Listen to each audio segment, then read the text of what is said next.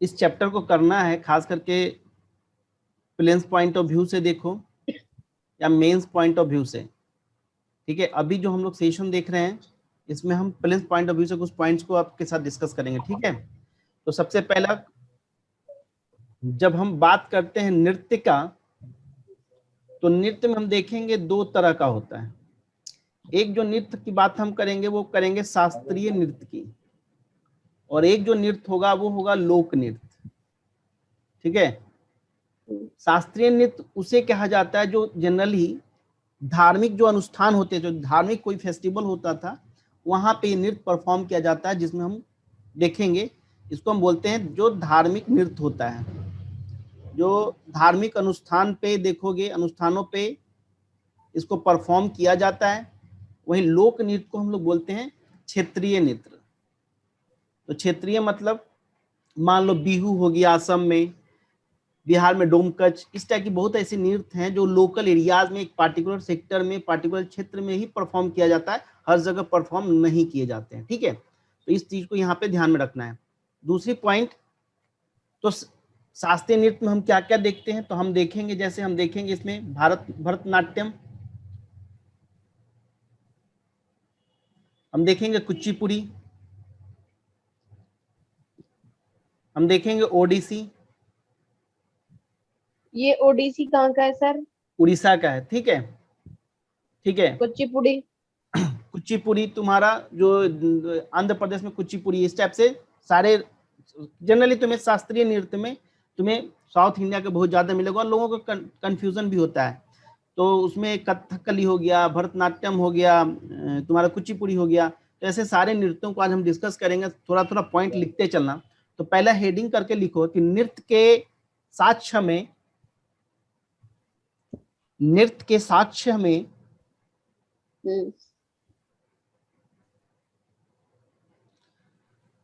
नृत्य के साक्ष्य में प्राचीन काल से प्राप्त होते हैं। नृत्य के साक्ष्य में प्राचीन काल से प्राप्त होते हैं, क्योंकि देखोगे तुम, क्योंकि मोहनजोदड़ो से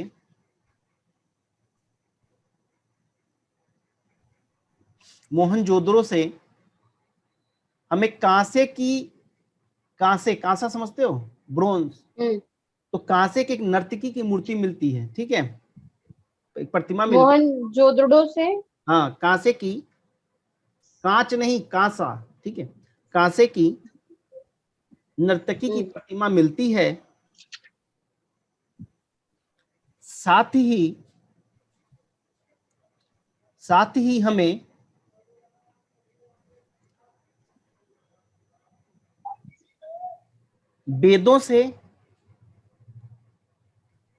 वेदों में भी नृत्य के साक्ष्य मिलते हैं। नृत्य के साक्ष्य मिलते हैं। कहता है कि जो नृत्य है, ऐसा नहीं कि एविडेंस खाली तुम्हें मोहनजोदड़ो में ही मिलेगा। मोहनजोदड़ो में तो कांसे की प्रतिमा मिलती है एक नर्तकी की, लेकिन उसके साथ साथ जो हमारे वेद हैं, उन वेदों में भी हमें नृत्य के साक्ष्य मिलते हैं, ठीक है। पैराग्राफ चेंज करके लिखना, पैराग्राफ चेंज करके लिखना, गीत के माध्यम से, किसके माध्यम से? गीत गीत हाँ। गीत के माध्यम से, गीत के भावों को, सर आपकी आवाज कट रही है। गीत के माध्यम से, हाँ। गीत के भावों को,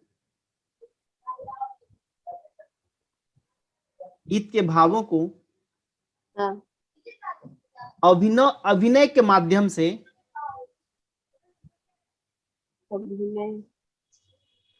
अभिनय के माध्यम से, के माध्यम से प्रदर्शित करना,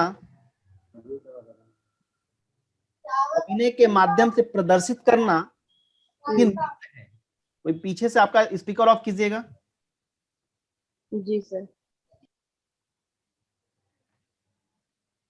लिखना है कि गीत के भाव मतलब तो इम्प्रेशन, भावों को अभिनय के माध्यम से प्रदर्शित करना ही नृत्य है।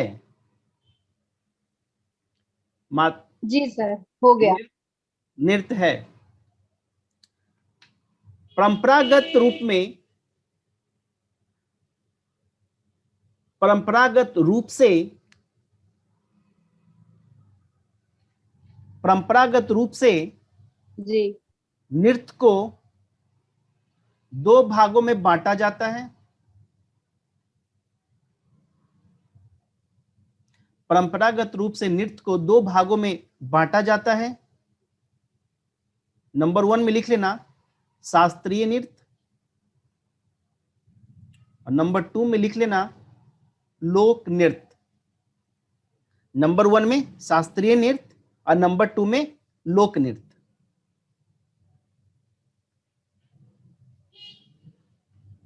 जी हो गया। अब हेडिंग लिखिएगा शास्त्रीय नृत्य। शास्त्रीय नृत्य, इसके बारे में लिख लो 2 लाइन।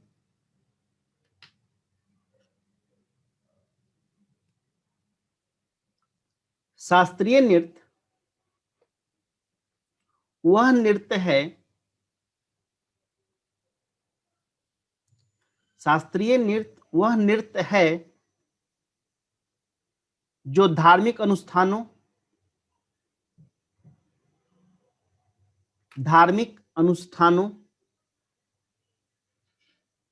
और आध्यात्मिक परंपराओं, धार्मिक अनुष्ठानों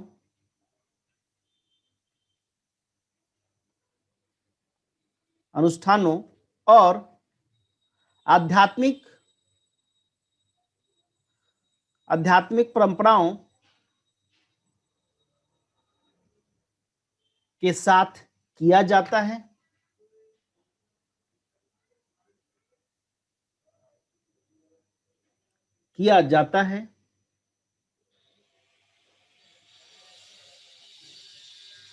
इन्हीं नृत्यों को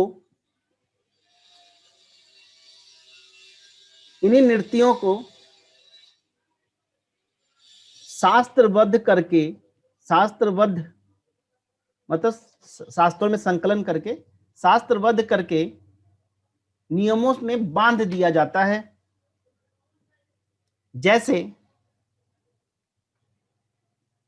जैसे भरतनाट्यम, कुचिपुड़ी, ओडिसी, मणिपुरी आदि नृत्य। जबकि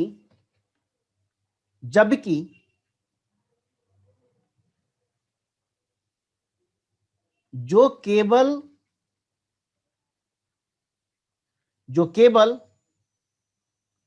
जनमानस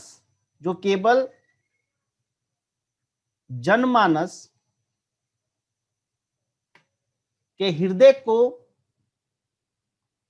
जो केवल जनमानस के हृदय के भावों को, अभिव्यक्त करता है,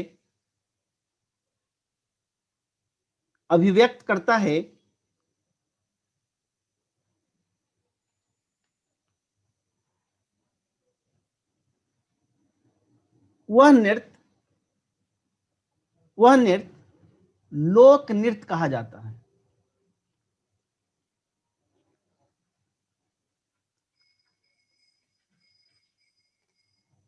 अब लोक नृत्य की जब बात होगी तो लोक नृत्य कहेंगे किसको? तो लोक नृत्य जैसे यूपी का भी कुछ लोक नृत्य होगा, बिहार का कुछ लोक नृत्य होगा, और इस पे यूपीएससी में सवाल पूछे जाते हैं, और स्टेट पीसीएस के एग्जाम्स में भी लोक नृत्यों पे क्वेश्चन पूछा जाता है। तो अब कैसे याद रखेंगे? तो क्या हम पूरे राज्य का उठा करके पढ़ेंगे? तो जनरली देखेंगे कि लोक नृत्य जो फेमस है, जो न्यूज में है, हमें उसे ध्यान में रखना है। हर राज्य का कुछ ना कुछ लोक नृत्य फेमस होता है, उसे आपको ध्यान में रखना ही पड़ेगा। तो एक बार हम इसमें देखते हैं। अब पैराग्राफ चेंज करके लिखना, भारतीय नृत्य पैराग्राफ चेंज करके लिखना, भारतीय नृत्य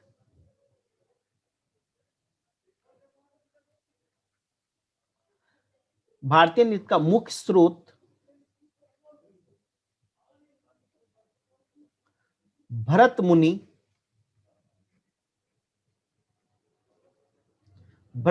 का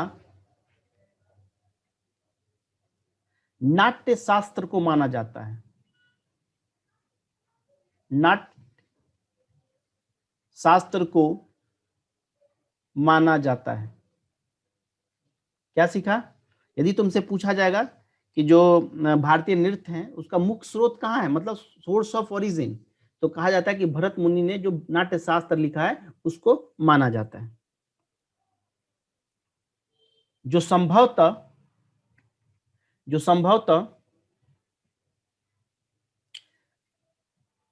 दूसरी सदी ईस्वी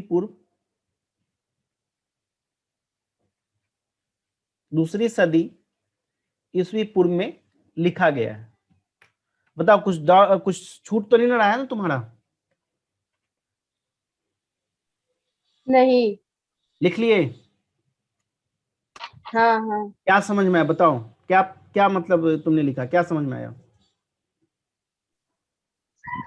सर, जो शास्त्रीय नृत्य होता है वो जो है किसी मतलब अनुष्ठानों पे वो होता है कि जब वो कोई मंदिरों ऐसा वगैरह फेस्टिवल। में देखोगे, जो साउथ हाँ इंडिया के जो मंदिर होते हैं ना, वहां पे बहुत सारे नृत्य होते हैं। और ऐसा नहीं है, शास्त्रीय नृत्य हर कोई कर भी नहीं सकता, इतने कठिन स्टेप होते हैं। जैसे तुम भरतनाट्यम देखो, कथकली देखो, ठीक है, इन सब नृत्यों को देखो जो परफॉर्म करते हैं, काफी मतलब एक बोलते हैं ना, काफी मतलब हार्ड डांस है। ऐसा नहीं कि जैसे मन किया वैसे झूल लिए, तो वो सब लोक नृत्य में चलता है, ठीक है। जनरली जो डांस के नाम पे जो करते हैं वो रियली में डांस होता नहीं है। ये नृत्य देखना है तो कभी भरतनाट्यम देखिए, कभी कुचिपुड़ी को देखिए, कभी ओडिसी को देखिए, तो फिर आपको पता चलेगा। मणिपुरी नृत्यों को देखिएगा तो लगेगा कि रियली में डांस कितना टफ है, क्योंकि हर स्टेप साउंड के साथ बॉडी का मूवमेंट इस तरह का एकदम एक लय के रूप में बंधा होता है। पहला हेडिंग लिखना, जो नृत्य मैंने शास्त्रीय नृत्य में पढ़ाए हैं, जो जिसके बारे में भी मैंने बताया, उसमें से पहला जो नृत्य है भरतनाट्यम, तो यहाँ पे भरतनाट्यम लिखो, पहला हेडिंग लिखो भरतनाट्यम।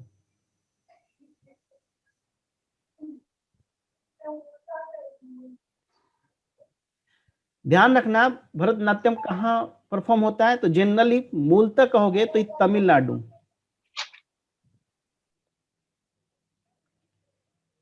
ये कहाँ का शास्त्रीय नृत्य है, तो ये तमिलनाडु का शास्त्रीय नृत्य है। यह नृत्य ईश्वर की उपासना में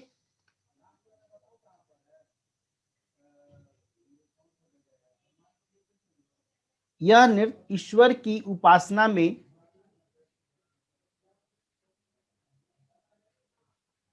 यह नृत्य ईश्वर की उपासना में मंदिरों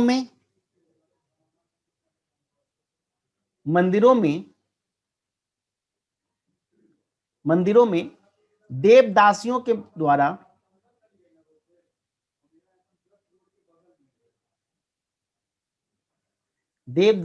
द्वारा किया जाता है।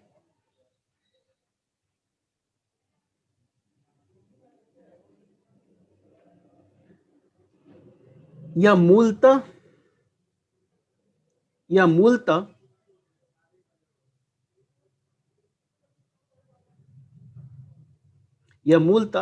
धार्मिक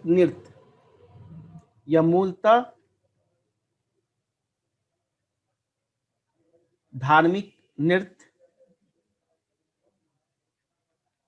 माना जाता है।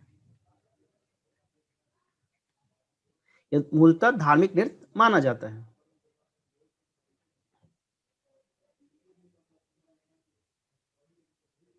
एक चीज और याद रखना भरतनाट्यम के बारे में, इसमें जो कथा कही जाती है ना, जो स्टोरी होता है इसके बिहाइंड, उन कथा में तुम्हें कृष्ण लीला, रामायण, आदि धार्मिक ग्रंथों से ली जाती हैं। इनकी जो कथाएं होती हैं वो कृष्ण लीला, रामायण जैसी धार्मिक ग्रंथों से ली जाती हैं।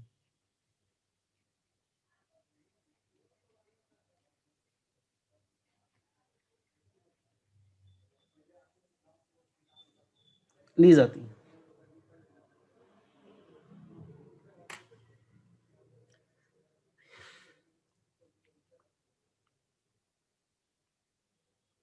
इस नृत्य में आकर्षक अभिनय, इस नृत्य में आकर्षक अभिनय,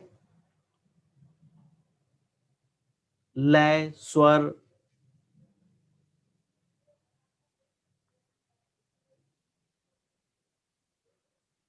का अद्भुत सामंजस्य देखने के लिए मिलता है, का अद्भुत सामंजस्य देखने को मिलता है। एक पॉइंट और याद रखना, भरतनाट्यम के बारे में बता रहा हूं, ये मुख्यतः महिलाओं के द्वारा किया जाता, मुख्यतः महिलाएं इसको परफॉर्म करती हैं, महिलाएं इसको परफॉर्म करती हैं।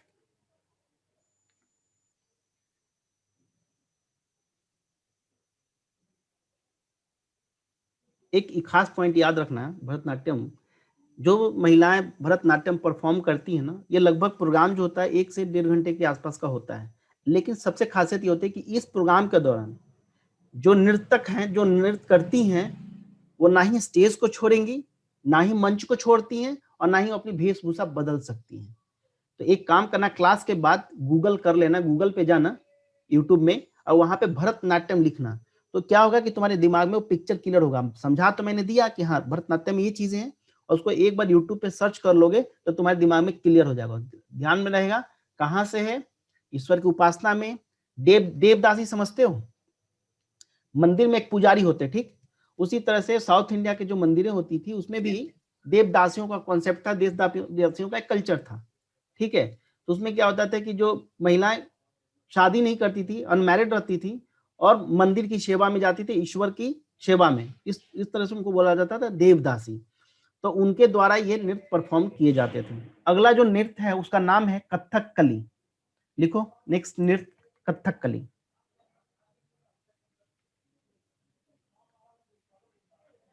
छूटा तो नहीं ना है पहले वाले में? भरतनाट्यम में कुछ छूटा तो नहीं ना तुम्हारा?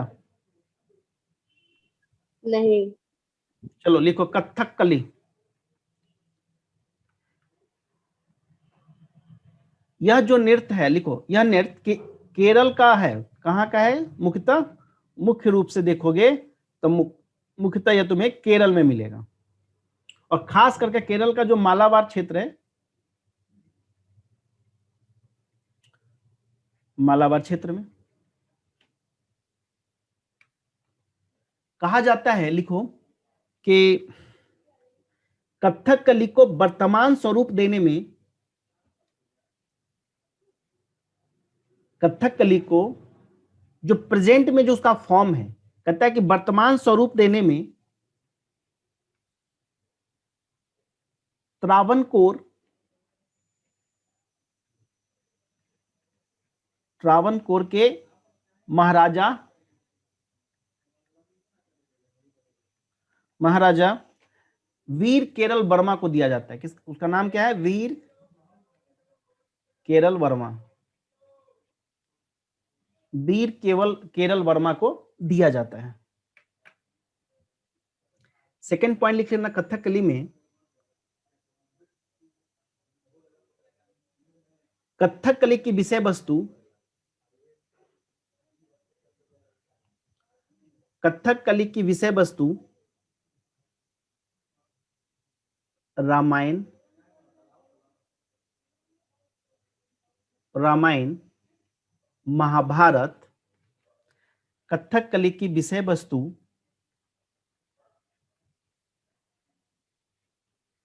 रामायण, महाभारत, महाभारत तथा शैव साहित्य, शैव साहित्य,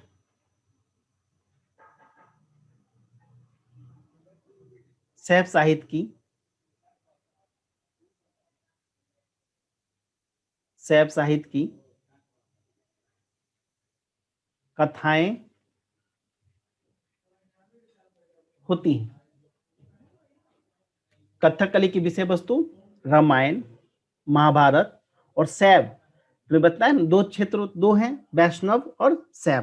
तो शैव साहित्य जो होता है, जो शैव लिटरेचर होता है, उसमें जो कहानियां होती है ना, वो कहानियां इसकी विषय वस्तु होती हैं जनरली कथकली की। एक पॉइंट और इंपॉर्टेंट है, वो लिख लो कि कथकली जो है वो ओपन फील्ड में किया जाता है। ये कोई मंच नहीं, ओपन फील्ड होता है, ठीक है, ओपन बैकग्राउंड होता है, जो मैदान होता है ओपन होता है, स्टेज बनेगा ओपन में, ठीक है। और होल नाइट, सारी रात ये प्रोग्राम चलती है, नृत्य चलता है सारी रातें। एक पॉइंट और याद रखना कथकली के बारे में कि जब ये नृत्य परफॉर्म किया जाता है उसके दौरान क्या होता है, एक कथावाचक होता है। कथावाचक उसको बोलते हैं, जैसे मान लो कोई पुजारी पंडित आपके घर आता होगा और पूजा पाठ जब कराते हो तो कथा बोलते हैं, ठीक है। उसी तरह से नैरेटर होता है। नैरेटर का मत काम क्या होगा कि कथा जैसे जैसे वो परफॉर्मेंस देगा, क्योंकि वो बोल तो पाएंगे नहीं, ठीक है, तो उस केस में क्या करते हैं कि एक बैकग्राउंड में एक स्टोरी टेलर की तरह एक कथावाचक होता है। तो ये लिख लो, इस नृत्य के प्रदर्शन के दौरान वाचक, जो कथा कहता है, वाचक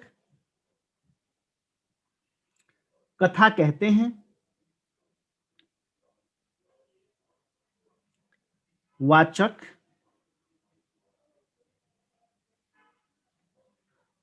कथा कहते हैं, कथा कहते हैं। और मूक, मूक मतलब बोलेगा नहीं, लिप्स भी नहीं चलेगा, मुख बंद, मुख अभिनय, मुख अभिनय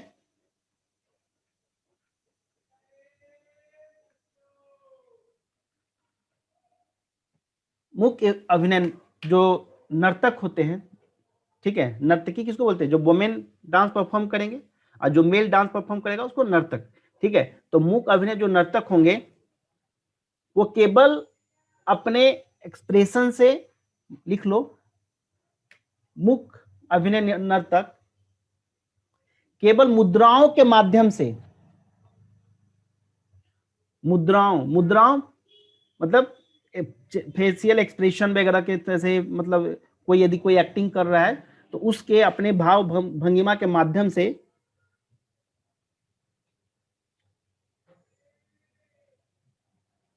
प्रदर्शित करता है। अर्थात हम कह सकते हैं कि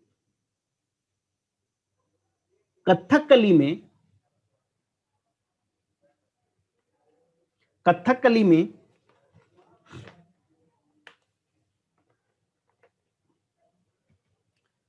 नर्तक क्या होगा, चुपचाप रहेगा, कुछ बोलेगा नहीं।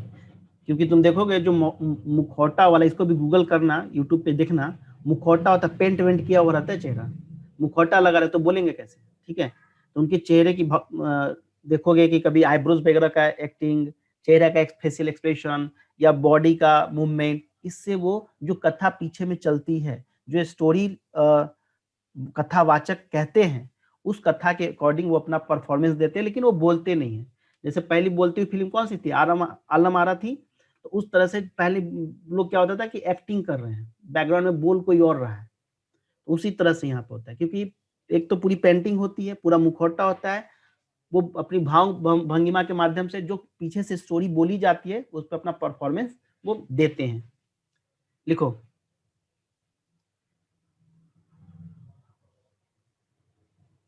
गाना और बजाना नर्तक को वर्जित रहता है, मतलब वो गा नहीं सकता कुछ और ना ही वो कुछ बजा सकता है। एक लाइन लिख लेना, पारंपरिक रूप में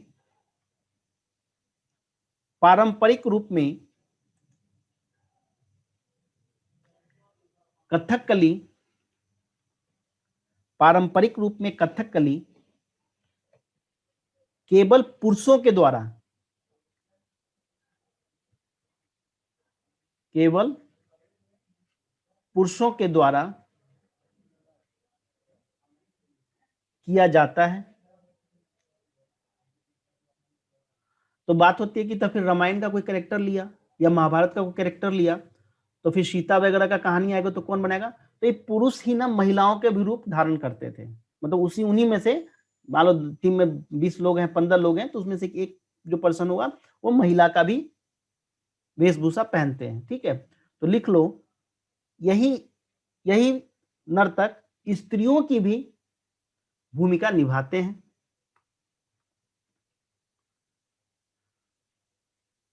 अगला पॉइंट,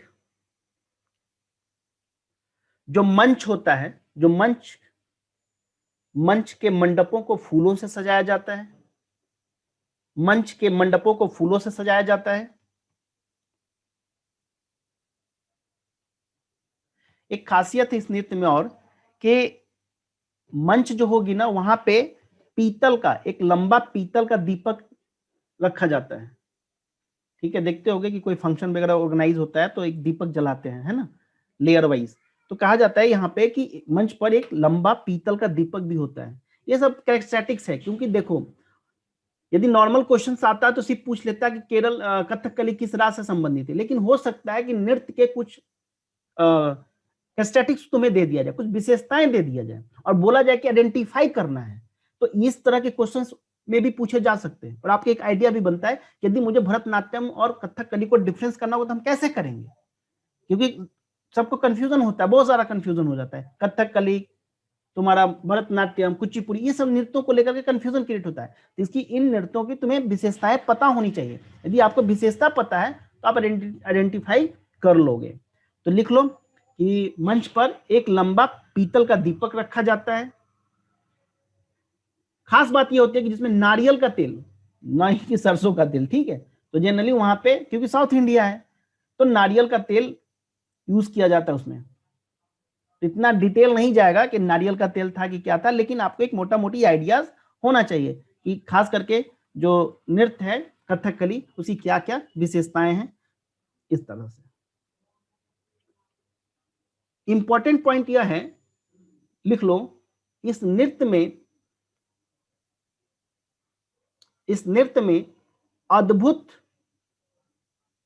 क्या उसको बोलोगे, रूप सज्जा, एटायर, जो कपड़े वगैरह का हो गया, पहनावा वगैरह, एकदम अद्भुत दिखेगा तुम्हें।